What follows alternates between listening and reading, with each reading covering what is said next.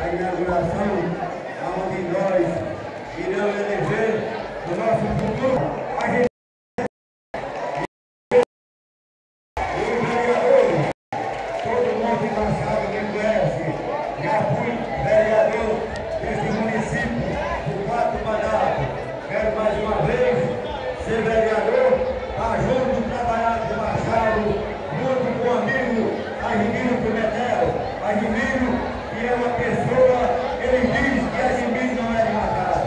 Machado, Argemiro é de Machado, sim.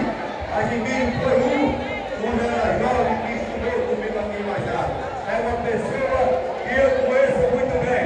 É uma pessoa que saiu de Machado para trabalhar, como muitos já foram a São Paulo, ao Rio de Janeiro trabalhar, como eu também já fui. Não fui lá muito tempo, porque não me dei em São Paulo nem no Rio de Janeiro, mas estou em Machado, lutando pela minha terra. Argemiro está vindo para Machado para trabalhar pelo Mascarente, por aquele que não tem, aquelas pessoas que têm muitas casas em Machado que não podem construir, mas eu sei que Argemiro chegar não vai construir. Que tinha sua competência e fez um grande trabalho para este município.